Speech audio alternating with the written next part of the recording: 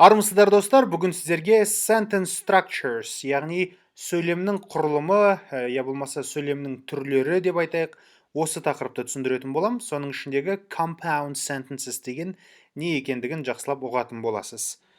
Кеттік.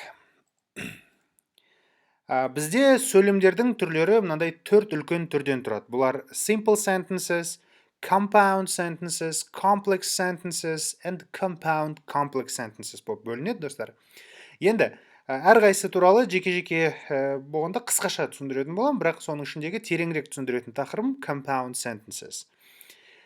Жалпы бұл сөйлемдердің түрлерін түсіндірместен бұрын clauses деген нәрсені біз алдында да өттік, relative clauses. Соның ішіндегі бұл clauses деген бөлім бұл қалай дейік, сөз тіркесі деп айтсақ болады. Осы clauses деген бұл are group of words that contain both subject and verb дейді.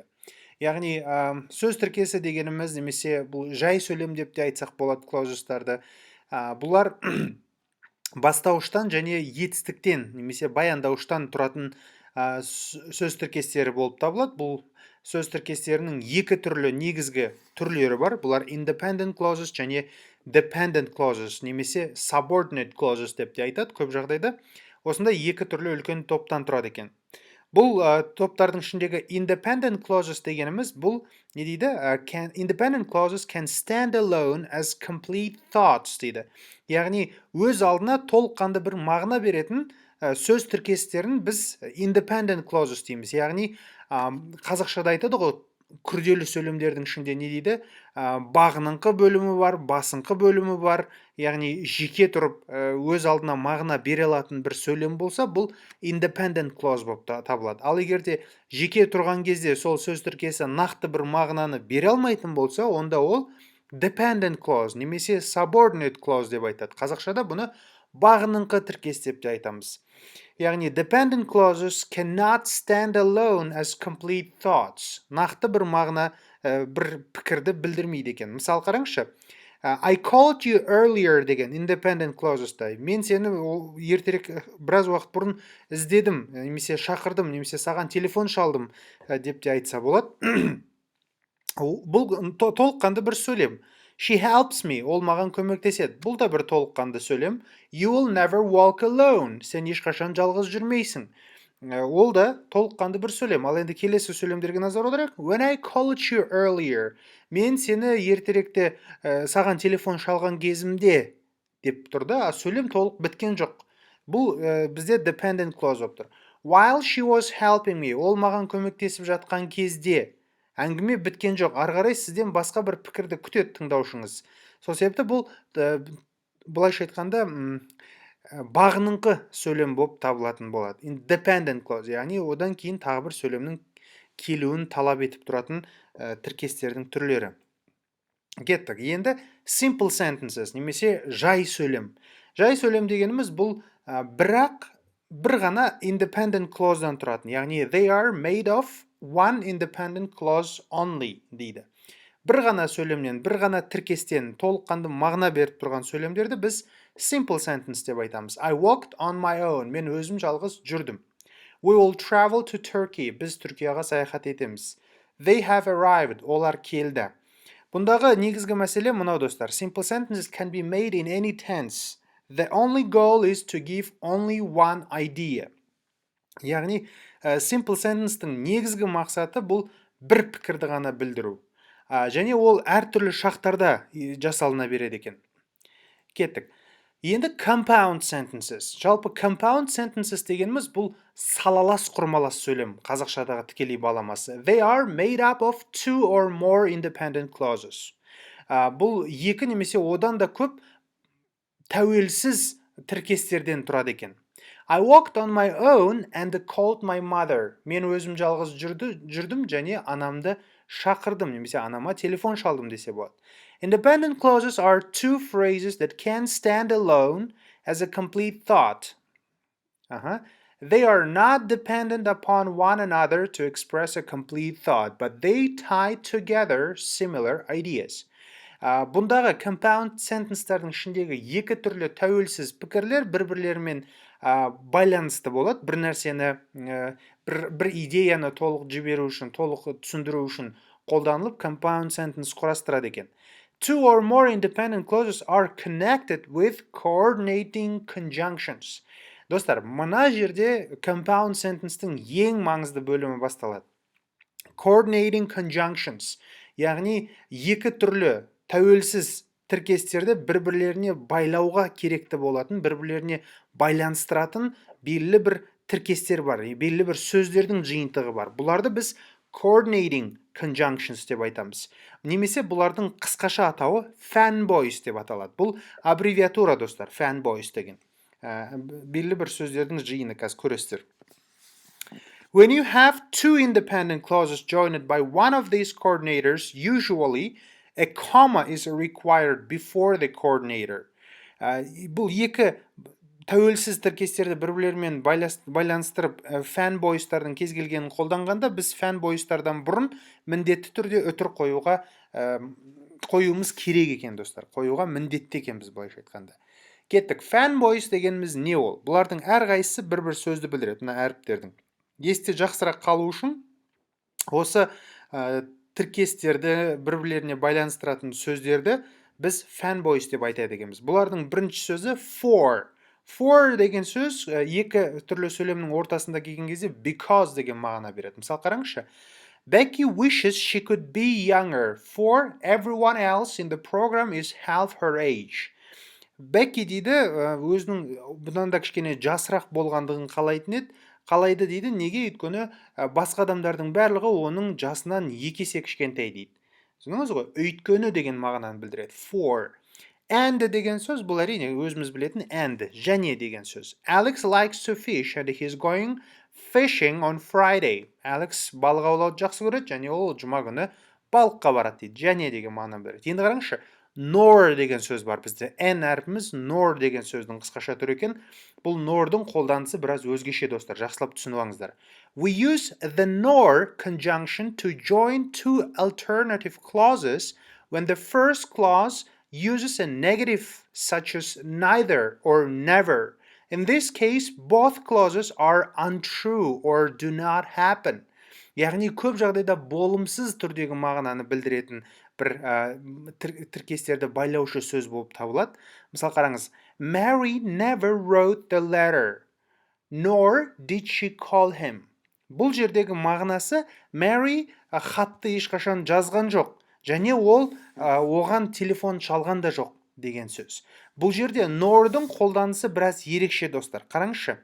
Nor тұрған кезде бұдан кейін келетін сөйлем, егерде өткен шақта болатын болса, міндетті түрде өткен шақта мына nor'дан кейін келетін сөз тіркесі, мындай сөз тіркесі. Бұл міндетті түрде бір сұрақ қойылып жатқан сияқты болу керек. Қай шақта тұрса, сол шақтың сұрақ қою жүйесін талап етеді. Алдағы уақытта мысалдарды көресіздер nor'дың қолданысына байланысты. Сол кезде көбірек түсінесіз. Мысал қараңызшы. Мына жерде did she call him деген бөлімін алып қарасаңыз, бір өткен шақта past simple'да сұрақ қойып тұрған сияқтысыз. Көрдіңіз бе? Бірақ сұрау белгісінің орнына тек қана нүкте қойылады nor'дан кейін. Бұл nor'дан кейін келетін кез келген сөйлемнің жазылу тәртібі осындай, достар. Егер де сіз осы fanboystарды қолданып сөйлем құрастыра алатын болсаңыз, және соларды қатесіз жазалатын болсаңыз, келешекте IELTS тапсыру барысында осындай сөйлемдерді құрастыра алсаңыз, сіздің балыңыз әлдеқайда жоғары болады writing бойынша. Сол үшін fanboystардың қолданысын жақсылап түсініп алыңыздар. Жарай ма?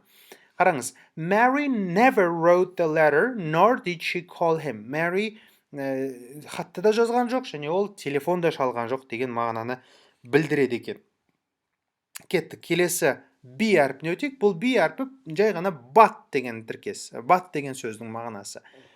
Бұл no деген сөз, бірақ деген сөз. We use the but conjunction to introduce a clause that contrasts with the preceding clause.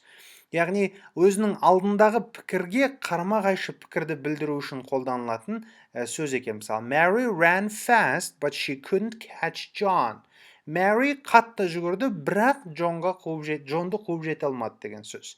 or деген сөзіміз бар. Бұл or деген сөз немесе деген мағынаны білдіреді. We use the or conjunction to join two alternative clauses. Екі түрлі таңдау еркі берілген кезде сол екі тіркестің қайсы бірін таңдайтынымызды осы or деген сөз арқылы білдіреді екенбіз. Will Mary go or will John go? Mary барады ма, John барады ма деп сұрақ қойып тұр. Немесе деген сөз. Mary бара ма, немесе John бара ма деген сөз. Мысалы, yet деген сөзге назар аударыңыз. Біз yet деген сөзді қай кезде present perfect тақырыбын үйренген кезде естіген болатынбыз. Бұл әлі, до сих пор деген мағынаны білдіретін. Ал бірақ fanboys арқылы бұны қолданған кезде бұл сөздің мағынасы but, бірақ деген мағынада қолданылады екен. Қараңызшы. The yet conjunction is similar to but. It means something like but at the same time, but nevertheless, but in spite of this. As with but, there is a contrast between the clauses. Бұл yet сөзі мынандай мағынаны білдіреді. Бір нәрсеге қарамастан, осындай жағдай болғанына қарамастан, несмотря на это, осылай болды деген мағынаны білдіру үшін қолданылады. Мысалы қараңыз. I have known him for a long time, yet I have never understood him. Мен оны сонша ұзақ уақыт білемін, соған қарамастан мен оны түсінбеймін деген сөз. Көрдіңіз бе? Немесе деп айтсақ та, немесе деп ғой, бірақ деп те қолдансақ та айырмашылығы жоқ, бірақ негізгі идея бұл жерде соған қарамастан деген мағынаны білдіреді. Яғни but сөзі бір контрасттық, бір-біріне қарама-қайшылық екі түрлі пікірді білдіретін болса, yet сөзі бір нәрсеге қарамастан осындай жағдай болып тұр деп бір көрсету мақсатында айтылады. Мысалы, I didn't eat your cake, yet I was so hungry. Мен сенің пирогыңды жемедім, бірақ өзім қарным ашып тұрғанына қарамастан. Көрдіңіз бе? Осындай жағдайда біз yetті қолданамыз. So сөзі. Бұл the so conjunction means something like therefore and for this reason. We use so to join two clauses when the first clause is the reason for the second clause.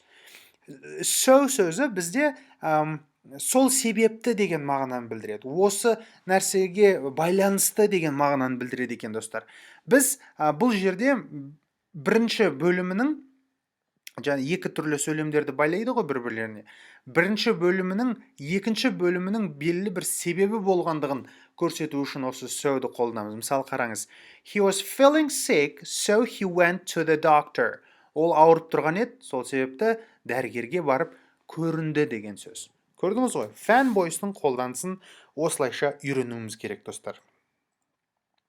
Joining with semicolons. Fanboys'тар арқылы біз екі түрлі independent clause жалғасақ, енді тағы бір жолы бар екен, semicolon. Мынау знақты біз semicolon деп айтамыз ағылшын тілінде. Өтірнікте дейді ғой қазақшада. Occasionally, we join compound sentences with semicolons. Independent clause, semicolon, independent clause. Екі түрлі пікірді бір-бірлеріне байлап бір тұтас сөйлем құрастыратын кезде осы семиколонды қолданамыз. Семиколон көп жағдайда, мысал қараңыз. He studied very little, he failed his exams. Негізі тікелей бір-бірлеріне байланысты емес, бір-бірлеріне тәуелді емес, екі сөйлемді бір-біріне қосу арқылы бір пікірді білдіргіңіз келетін болса, осы кезде семиколонды қолданасыз. Қараңызшы, he studied very little. Ол өте аз сабақ оқыды дейді. He failed his exams. Ол емтиханнан нашар алды, емтиханнан құлады деген сөз. Бұл жерде екеуі де екі түрлі пікір, бірақ шынтуайтына келген кезде оның жаман оқығандығы, емтиханнан құлағандығы, екеуі де бір жаман негативті бір энергияны, негативті бір пікірді білдіргісі келіп тұрады. Сол үшін екі сөйлем бір-бірлеріне кішкене болса да байланысы болғандықтан өтірнікте арқылы белгіленіп тұр, достар. The sky is cloudy, it's going to rain. Аспан бұлтты, жаңбыр жауайын деп жатыр. Көрдіңіз бе? Екі түрлі сөйлемдерді байлап жатырмыз. Ram cut the grass. Ati trimmed the hedge. Tara watched. Ram есік алдының шөпті кесті дейді, шөпті шапты дейді. Ati жаңағыдай hedge деген бізде не? Bush дейді ғой, кішігірім өсіп тұратын ағаштар, бұталар дейді ғой, сондай бұталарды қысқартты дейді, trim деген азайтты, биіктігін кішірейтті деген мағынаны білдіреді. Тәрі соған қарап тұрды дейді. Осындай жолменен біз семиколонды қолданады екенбіз, достар. Тағы бір жолы бар екен, joining with conjunctive adverbs, үстеулерменен. Бір-бірлеріне байлағыш үстеулерді қолдану арқылы сөйлем жасайды екенбіз. We can also join independent clause with words and phrases like moreover, however, at least деген сөздерменен бір-бірлеріне байланыстыра алады екенбіз. In this case, the conjunctive adverb must be preceded by a semicolon and followed by a comma. Бұл жағдайда біздің қолданысымыз грамматикалық жолда қалай болу керек? Independent clause жазылады, одан кейін бізде semicolon міндетті түрде болады, одан кейін conjunctive adverb, үтір independent clause жазылады екен. John loves Mary. However, Mary doesn't love John. Көрдіңіз бе? Salad is not expensive. Moreover, it is very healthy. What he did was incredible. In fact, I can hardly believe it. Көрдіңіз бе? Осындай conjunctive adverbs арқылы жасалынады екен. Қазір мен сізге осы conjunctive adverbs'тің әртүрлі жағдайға байланысты қандай-қандай түрлері бар, соларды көрсететін болам. Қараңыз. Cause or effect, белгілі бір нәрсенің себебі немесе нәтижесін көрсету мақсатында мынандай сөздерді қолданады екенбіз. Accordingly, consequently, hence, therefore, then. Бұл сөздердің барлығын жаттап алыңыздар. Бұларменен әрқайсысымен жеке-жеке сөйлем құрастырып үйреніңіздер, достар. Алдағы уақытта IELTS тапсыратын болсаңыз, мынандай тіркестерді неғұрлым көп біліп, бұлардың қолданысын жақсы біліп алсаңыз, ертең сөйлемдеріңіз өте көркем дәрежеде болады, және неғұрлым көп compound я complex sentence'терді құрайтын болсаңыз, writing барысында сіздің балыңыз жоғары болады, достар. Sequence, яғни бөлімдерді, жаңағы параграфтарды жазған кезде соларды бөліп жазу үшін қолданылатын тіркестер. Time, уақытты көрсету үшін. Contrast, бір-бірлеріне қарама-қайшы пікірлерді көрсету үшін. Emphasize, бұл бір нәрсеге екпін беріп, бір нәрсеге нақты бір қосымша ақпарат беру мақсатында қолданылатын сөздеріміз бар бізде. Indeed, of course, деген certainly, definitely, undoubtedly, жерде б әрпі оқылмайды произношениеде. Summarize, бір нәрсені қорытындылау мақсатында қолданамыз. Illustrate, бір нәрсені көрсету, бір мысалдар беру мақсатында, тек қана for example деп жаза бермей, namely, typically, representatively деп жазсаңыз болады екен. Comparison, бір-бірлерімен салыстыру мақсатында, like, as this one деген сияқты, likewise, similarly деген тіркестерді қолданып, біз conjunctive adverbs-тарды қолданып осындай сөйлем жасай алады екенбіз, достар. Енді мынау таблицаға қарасаңыз, схемада бұл былайша айтқанда, мына жартысынан бөліп қойдық деңіз, мына жерден жартысынан бөлініп тұр деңіз. Қараңыз, comma plus coordinating conjunction. Fanboystарменен жасалынатын кезде, одан кейін independent clause жазылады. Яғни сөйлемдер бірлерімен қалай байланысады. Жаңа түсіндірген нәрселердің таблица формасы ғой, достар, бұл қатты қиын емес. Кеттік. Мына жерде жасамау керек жағдайды көрсеткен. Do not try to join independent clauses without comma alone. With comma alone, I'm sorry. With comma alone. Тек қана өтірмен ғана байланыстырмаңыз дейді. John drank coffee, Mary drank tea. Екеуі де independent clause. Бөлек-бөлек сөйлем ретінде жаздық. Екеуінің ортасына просто өтір қоя салуға болмайды. Міндетті түрде өтір нүкте қойылу керек, я болмаса екеуі fanboystардың біреуімен байланысу керек. Қараңызшы. John drank coffee, Mary drank tea деп жазсақ, бұл incorrect болады. John drank coffee and Mary drank tea болса, бұл correct болады. John drank coffee, but Mary drank tea. Correct. John drank coffee, semicolon, Mary drank tea. Екі түрлі independent clause'ды ешқандай fanboys жалғамай бір-бірлеріне қосам десеңіз, ортасына өтір емес, өтір нүкте қойылады екен. Осыны біліп алуымыз керек. Мысалдарға назар аударайық енді. Compound sentences with coordinating conjunctions, яғни fanboys арқылы қалай болады. The cinema was sold out, so we watched a movie on TV. So-дың қолданысы. I'll have a week in Rome, or I'll go to Paris for 3 days. Or-дың қолданысы. I really need a holiday, but I don't have the money, and I don't have the time, but және and сөздерінің қолданысы. He's crazy. He doesn't like the car, yet he bought it anyway. Ол машинені жақсы көрмесе де, соған қарамастан машине сатып алды дейді, яғни. It's gone 10 p.m. and he still hasn't arrived.